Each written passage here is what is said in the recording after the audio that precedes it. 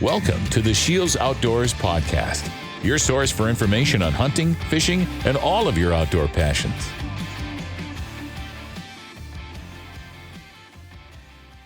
Hello, everybody, and welcome to the SCHEELS Outdoors podcast. Mike Anderson here, along with my co-host Ashley Sorensen, and the one and only Sam Soholt, public land activist. And today we're going to talk about saddle hunting. Yeah, so I'm excited. How you doing, Sam? I'm doing great. You know, it's mid-August. No, mid-August. It's early August, but I'm already thinking about deer hunting. So cameras have been going out, stands have been going up. So it's time. I wore my November shirt just to really get in the mode for later this fall. There you go. And you've got quite a setup here too. Thank you. Yeah, my brother and I did the build out on this van in 2020, so the COVID year. Yeah. But yeah, it's been a pretty good rig. Yeah. That's awesome. Yeah, I'm sure you could take this guy just about anywhere. You can get in a lot of sketchy places with this thing. Can you stay in here? Oh yeah. Okay. Yeah, there's full bed, and then we've got in the back we have a weapon slide out with foam cutouts, so we can put 2 shotguns, 2 rifles, a bow, whatever in the back, and then we have a decked drawer system that slides out for all the other gear, and got solar up top so we can run a fridge freezer. Wow. Yeah, we've got it all dialed. Nice. Yeah, you're ready for just about any of it. Yeah, I'd say. Yeah. I can camp. Yes. Like months. Yes. In this thing. Yeah. Well, you pretty much live in this in the fall, don't you? Pretty much. Yeah. Between mostly in the van, sometimes in the old school bus, sometimes in the pickup. But yeah, if we're going somewhere, it's camping wherever. And so you're going out to do photography on some of these hunts? Yep. So yeah, do a lot of trips. I'm in the point now where I'm lucky where I get to do a lot of my own trips. So Nice. as long as I'm shooting photos for all my clients along the way, I get to go do all my own hunts and everything I want to do. I think that's like the dream job for most people listening, probably. Yes. I would say I've so. been pretty lucky. It took a lot of time to get there, but 12 years into it now, so Wow. it's been good. Yeah. So, how did it all start? Yeah. So I actually went to school here in Fargo, went to NDSU, and my brother went to school at University of Wyoming, and he started archery hunting and was constantly trying to, convince me to get into archery hunting. And I went out and actually filmed him on an elk hunt one year, and I drove home and bought a bow from SCHEELS. And so, got into archery hunting. Had always grown up interested in the film side of things. I did a lot of wakeboarding, rollerblading videos with buddies, and snowboarding and whatever. And but bought a bow, started archery hunting fall of 2010, and November came around, and I ended up shooting a couple bucks within 10 days of each other. And so I was just on cloud nine, just jacked. And so I was like, well, I'd always dreamed about either working for a hunting show or having a hunting show. And so I just cold called, cold emailed every contact I could find in the hunting industry, and got an internship with Midwest Whitetail down in southern Iowa. So that following summer, I moved down to Iowa and learned video production, pro staff management, kind of telling the story, and learned more about whitetail hunting in 3 months than I probably would have in a lifetime, Sure. if I'm doing it on my own. Wow. Yeah, southern Iowa is definitely a good place to do it. Yeah, it was a good spot to learn, and ever since then, just the deer hunting thing has kind of been in my blood. I just, I kind of geek out on it more every year. Yeah. For sure. Yeah. So, let's just hop right into the saddle stuff. So, people listening to this on an audio-only platform, it's probably going to be a better experience on YouTube, so you can see kind of the stuff that we're showing and pointing out. But we're going to do our best to kind of show it on the audio stuff too. So you're going to have to do a pretty good job explaining. I will do my what best. exactly is going on. Yeah, So I will might do my be best. a challenge, but you know what? I got faith in you. I've done it before. Yeah, if you can spend months in a van, Yeah. you can do this. I can describe saddle hunting. Yes. Yes, for maybe sure. that's what we should start out with. What exactly is saddle hunting? Yeah, so traditionally, when people think of tree stand hunting or whitetail hunting, you think of using either a ladder stand or a lock-on stand, it's a hang-on stand where the platform stretches out from the tree and you're standing facing away from the tree, basically, most of the time, Sure. facing out.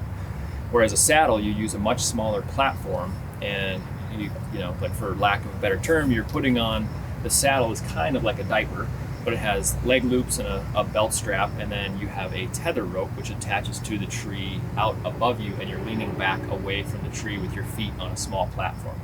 but that allows you to pivot around the tree on that tether rope, and so you can get shot angles basically 360 degrees around the tree if you practice enough. Yeah, I know when I talk to my friends and like talk about saddle hunting, they have no idea. I'm just like, imagine you're wearing an adult diaper and you're locked on by like lineman's ropes into the tree. So it's actually like there's not a lot of material to it, but at the same time you are locked in and you are safe. Yeah, and when you get into a tree stand compared to getting into when you're actually set up in the saddle, I have found that when I'm wearing a saddle, I feel more secure. And I think it's because you have that constant pressure on you, like basically your lower back and your back of your legs, like pulling you to the tree. And I think like even if you slipped, you would just fall, like right down into the tree, and you can kind of like grab on. Whereas if you're in a tree stand and you fall off, you'll hit the end of your tether on your tree stand harness, but then you're facing away from the tree and you got to figure out how to turn back around and get back up the tree. So it does, in a sense, feel more secure than typical tree stand hunting.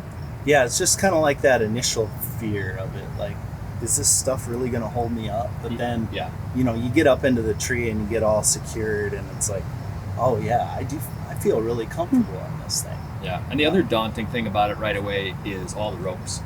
I mean, there's it just seems like lots of knots and ropes and things to move around until you get comfortable with it. So I would say one piece of advice is anybody's jumping into the saddle game, practice for 2-3 weeks leading up to the season. So where you're climbing the tree, climbing back down, getting everything rigged up, because I did it the wrong way, and I had got a saddle and I just didn't use it, and then finally I was like, you know what, I'm just gonna hunt out of it for the next 8 days and figure it out as I go. And that was during season, and I think I just swore my way through 8 days of whitetail hunting. But out of frustration, Well, another thing with that too, just like getting used to the saddle is one thing, but actually shooting out of a saddle is a whole other thing too, because you have, like, I noticed when I first started shooting out of a saddle, I'd have like slightly different anchor points and things like that, because when you're traditionally practicing at range or sitting down in a stand or whatever, like you kind of know where you're going to be at, but you're at some interesting angles at times with a saddle. So like you get one of these things, make sure to practice like on one side of the tree, on the other side of the tree, and like with one foot on the platform, and like. So there is a platform. Yes, there is a platform for your feet. Then you can rest your feet there. Okay. Yeah, it's just much smaller than your. Is that hanging down from your saddle then? No, so this attaches to the tree. Basically, this is where your feet are going to go, but like you'll be pushing against this side of the platform rather than standing on top of it. Okay. Yeah, so you can kind of like walk yourself around the platform and push yourself back and forth around the tree. So as you're shooting, you can have your feet up against there? Yep. Okay, I'm envisioning you're just out there hanging. No. I'm like, how in the world? You got to have some good core strength. Yeah. You can just hang. I don't recommend That's how I would do it. I definitely don't recommend shooting while just hanging. Yeah. That proves difficult. Yeah. But definitely, you got to focus way more on your bubble on your sight when you're shooting out of a saddle. Yes, you do. Yep. For sure, 100%. Yep. So can you just walk us through like all the components you need for saddle hunting? Yep. So first component, so I'll just start with the platform itself. And I have several of them here. This one is from Lone Wolf Custom Gear. I have a tethered platform. I also have a trophy line platform over here. But basically it's just this one's like a foot by maybe 14 inches deep, foot wide, 14 inches deep. It looks like a mini tree stand. Is probably the best way to describe it. But the nice thing is you're only using a single strap on the tree. So most tree stands are going to have 2 straps. So this will lock on super tight with just using a single strap. And then that's what your feet are going to set on. And most of the time, like saddle companies will tell you to have the platform angled down just slightly. So that way when your feet are sitting on top of the platform, you can kind of like be comfortable standing on it. You don't always have to be on the edge. So you need a platform, which is where your feet are going to go.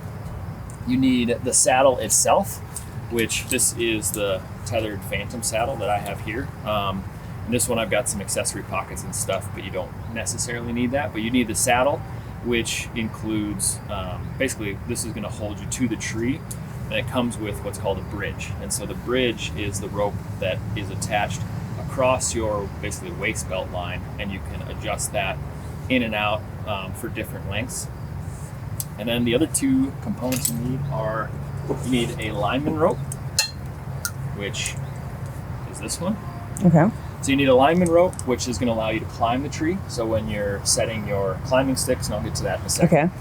you can always have a point of contact to the tree. So as you're going up, you loop the lineman belt around and you attach that to the other side of your saddle. So you can be leaned back, put your next stick up, send the lineman belt up the tree, climb up again, set the next stick, climb up, set your platform.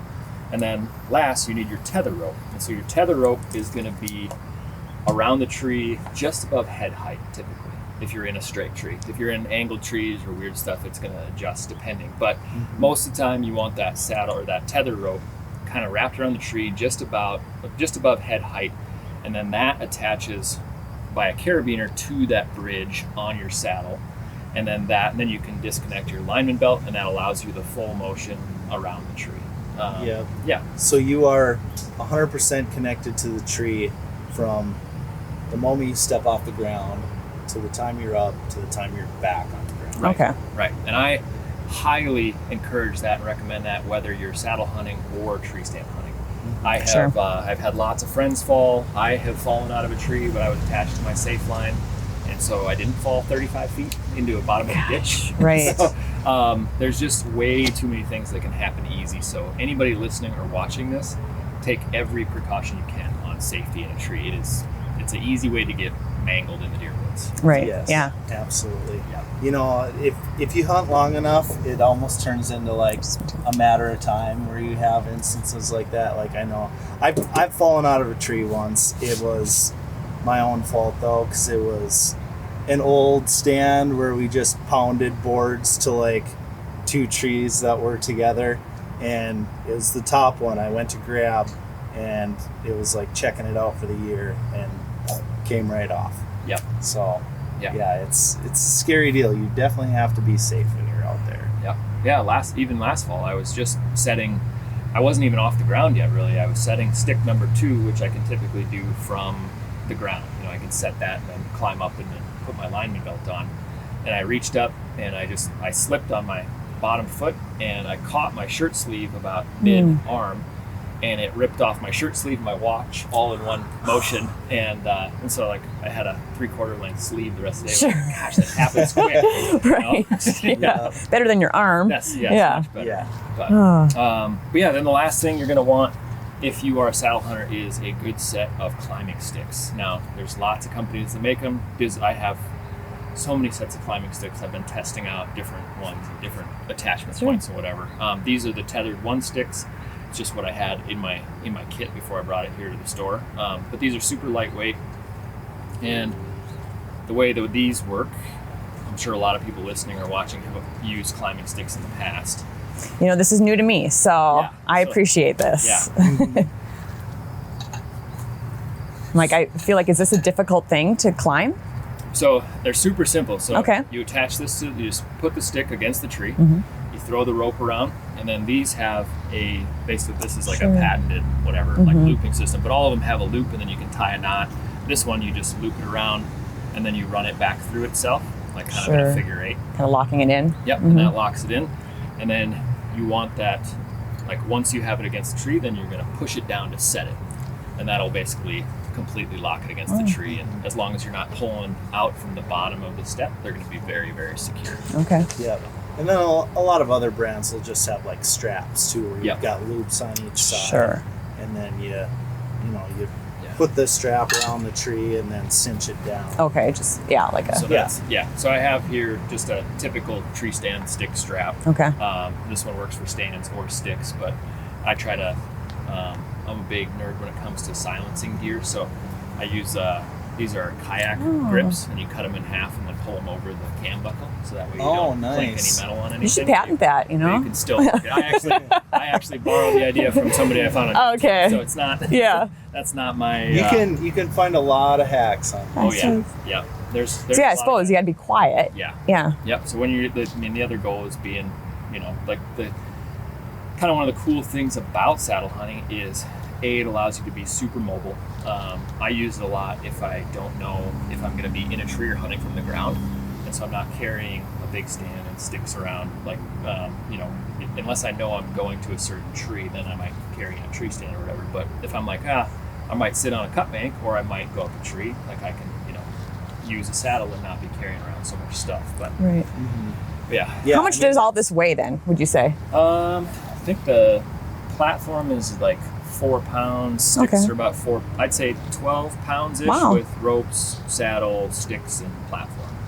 12 to 15 Yeah, pounds that's not total. bad at all. No. Yeah, I find myself like, I've got plenty of stands that are just like out there set, whether it's like a ladder stand or a tower blind or like a lock on that I'll leave out there. But if I don't know exactly where I'm going to go, or like public land, Right. or just exploring, like I find myself bringing the saddle a lot. It just seems really beneficial for the unknown situations. Definitely. Yeah, it's an incredible tool for those places where if you don't know exactly what you're getting into. Now I want to add a caveat there that there are certain trees where I've walked up with a saddle and been like, well, if I had a tree stand, that tree would work. If there's a branch like in the way for hanging on the back of the tree with a saddle, where I could have got into it, hunting out of the front of it with a tree stand. So there is give and take on all of it, but it's a very effective tool for exploring new ground. Yeah. Sure. Yeah. Especially that public land Yeah. that are you mainly hunting public land then? Or? Almost 100%. I mean, Wow. it's probably like 95, 98% public Sure. ground. Okay. Yeah, and most of the time if we do get access to private ground, especially for whitetail hunting, like I'm putting my dad or my uncle or my brother-in-law on it, and then I'm going off and exploring something else. Something else. Yeah. Cool. Yeah. Yep. Very cool. Do you find like your target animals to be different when you're Between hunting public and private?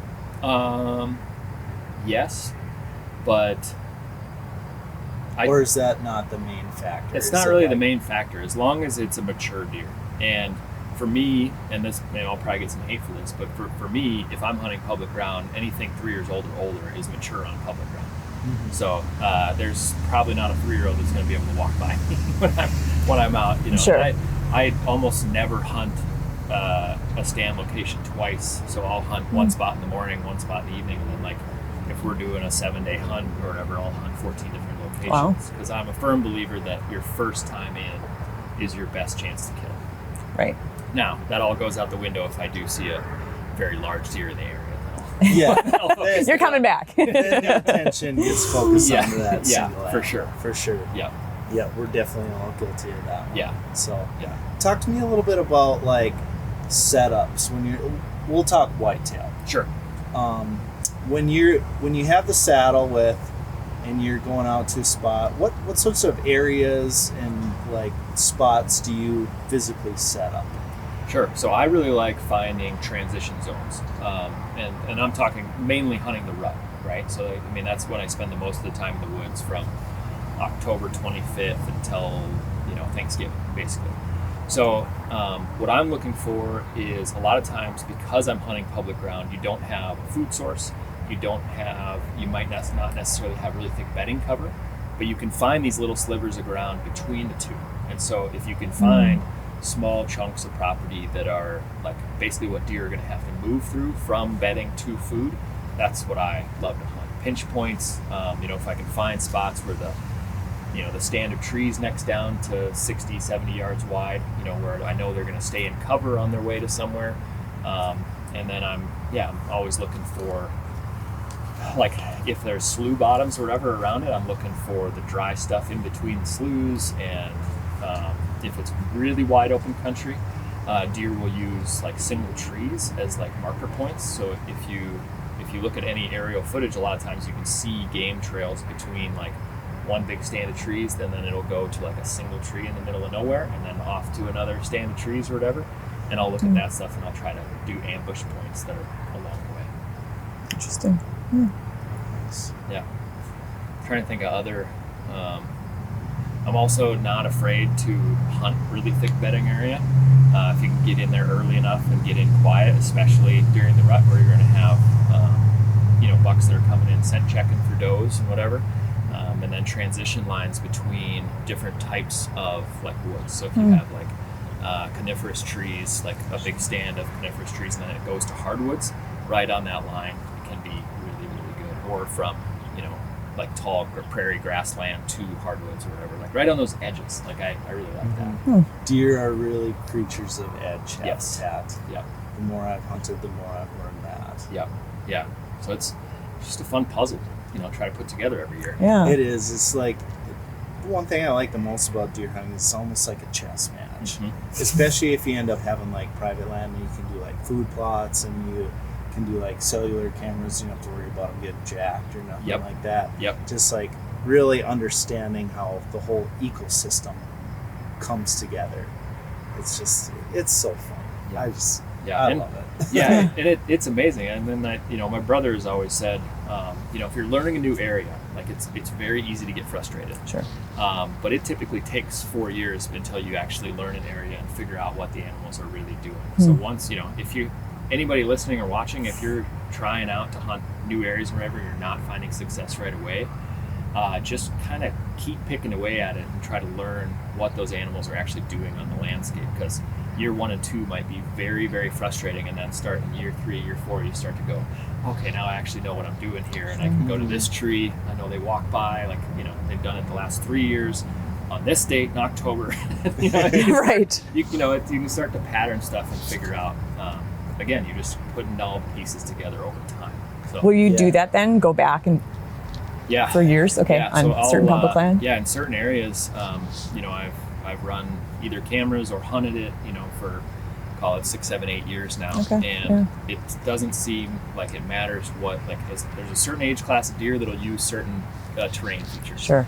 And so if you find a spot where a big buck moves through, even if that big deer doesn't make it through the winter or gets shot by somebody else or whatever, another big deer in a year or 2 is going to start using that same type of terrain, because there's either good bedding or good cover or good access or whatever it might be.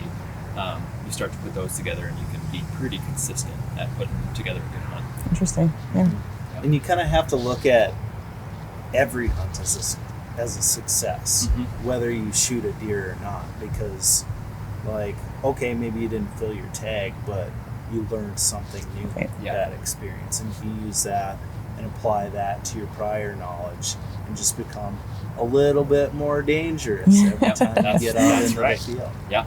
And put lots of pins on the map. Write stuff down. Like if you were in one tree, say you hiked into somewhere brand new, but then you saw, 5 or 6 deer that walked a different path further down the ridge or whatever, go put a pin there. And so the next time you go in and okay, I need a tree that's going to be on this travel path. There's a reason those deer are using it. Don't just get stuck in, if you hung a stand, don't just keep hunting it just for the sake of hunting it. Be willing to be mobile. And that's what saddle hunting does. It allows you to be, like, if you get I've hung in 4 different trees one morning, because like I got in one, I was like, no, I don't like it. And I got down and I moved 75 yards and I get up, and then the sun starts to come up, and then I see a deer moving across the valley up on this other ridge. And then I drop down and get up another tree, and it's I'll bounce around a lot. Yeah, I've found that too, especially now that I've started saddle hunting a little bit more. You get out in the dark and you just kind of hope, okay, I hope this is the right tree, and then you start, like that sun starts creeping up and you start seeing everything, and it's like, oh no, I really want to be in that tree. Right. But just the mobility of this setup allows you to shift quickly and quietly. Yeah. So I was wondering, will the deer see you? So typically, if you're first time in, deer a lot of times don't look up. So if you have a set stand location, like if you've got busted by a doe or whatever in the past, sometimes if you have an old doe, especially, like when they walk by again, they'll always look up at that tree. Yes. That's pretty funny, yeah. You hunt spots multiple times and you get intelligent does. Right, They will look up and they will just make a mission to wreck your hunt. Oh, yeah. And that is where bonus tags are very beneficial. Because look you right in the eyes, kind of tease you. You're not going to wreck my hunt again, honey. But in most instances, if it's your first time in and you get up, you get above 10 feet. But I typically try to go, 12 to 16 feet where the base of my platform is going to go. Most deer aren't going to look up at you as long as you're not flailing around and making lots of movement. Okay. Yeah. Interesting. Yeah. Last thing I want to touch on is packs. Yep. For for all this saddle setup and just your hunting in general. Yep. So you're a Mystery Ranch guy, right? I am a Mystery Ranch ambassador. So. All right. Yeah. Awesome. So SCHEELS here, we just did a collaboration with Mystery Ranch and got a specialty treehouse Yes. set up. We've got 3 different ones, and I happen to bring them with. There's a little unboxing here. Yeah. Yes, we're gonna do a little unboxing here. We've got this one is the 38, correct? Yep. Should we just start with this one? Yeah, walk me through it. Okay, so this is the Mystery Ranch Treehouse 38. A lot of cool factors built into this one that they completely redid the treehouse last year. And so the biggest difference is the fabric, and the fabric is actually a straight knit. So rather than like a Berber fleece or something that'll actually pick up burrs, the fabric on this is perfectly straight. And so if you do get burrs on it, they just brush right off. Nothing will actually get stuck in the pack. But it's still super quiet, and the membrane basically makes it a waterproof fabric, other than the zippers or the pull Sure. or whatever. But this one it's a rear opening top. And so you have a big pocket in here with also added pockets on the sides for organization. So this is the pack I use all the time because I'm a camera guy. So I have all my deer hunting stuff as well as like camera and lenses and whatever in here.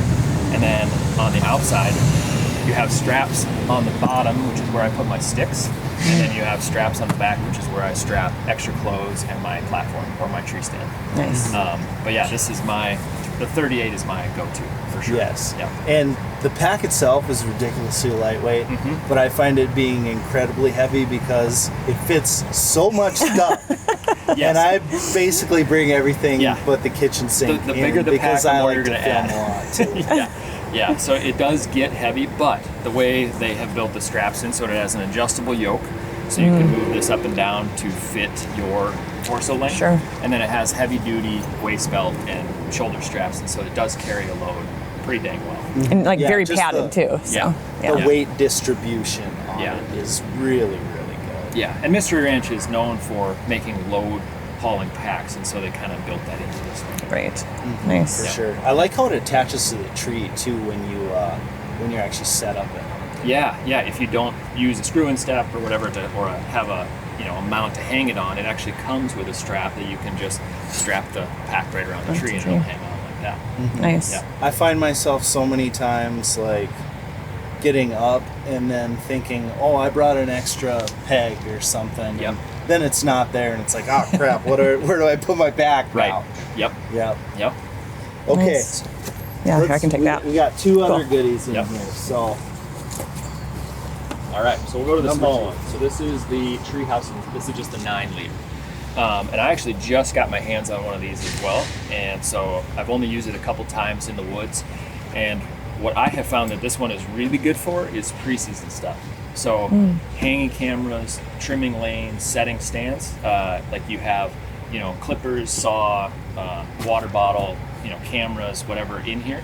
And this one just is a waist belt, but then the shoulder strap goes up and over your head like this. And so it's kind of like a cross sling, and then you attach that to your waist so you can actually haul a little bit of weight in there. But for guys that don't carry, if you have set stands or if you don't carry camera gear like us, this pack is awesome because it's small and you won't overload it. yes, correct. You can load as much as you want into that one, and it's still not going to be nearly as heavy as that. big Exactly. Yeah. You can only fit so many snacks in the night. Right, yeah. one. All right. And last but not least, that kind of middle ground for you. Yep, and this is the 16. And so this one is also brand new this year. And then this one is going to be a real straightforward pack. This is for your kind of, it's you're not carrying a ton of clothes on this one, but it's going to get you through most of the season with all of just the essentials you need for going and sitting in a tree stand. So again, you won't overload this one and be huffing and puffing on the way to the tree.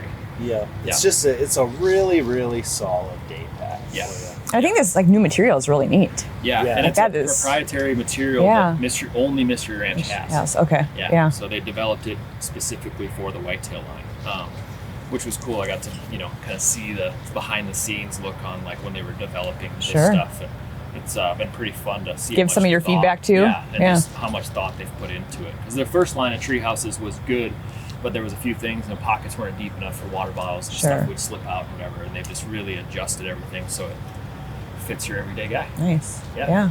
Very cool. Well, perfect. Yeah. All right. Well, Sam, thank you so much for your time and bringing your van. I love the backdrop for this one. You know, Yeah. A lot of times we've been having podcasts in my office and doing random green screens. And nothing wrong with your office, but I mean, I'd much rather be here. Me too. This is nice. This is more fun. Yes. Yeah, so we appreciate you bringing the set to us. Absolutely. Yeah, that's what I'm here for. Yeah. Yeah.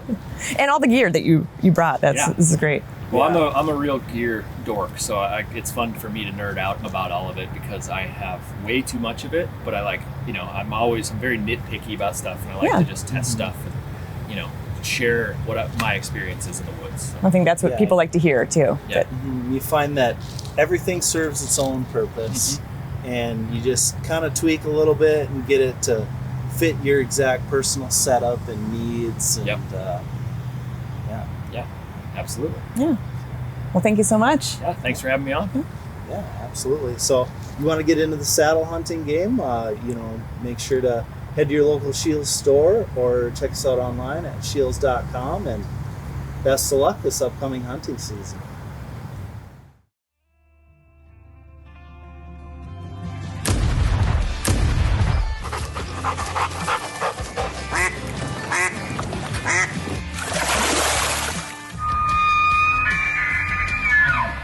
Thank you for listening to the SCHEELS Outdoors podcast.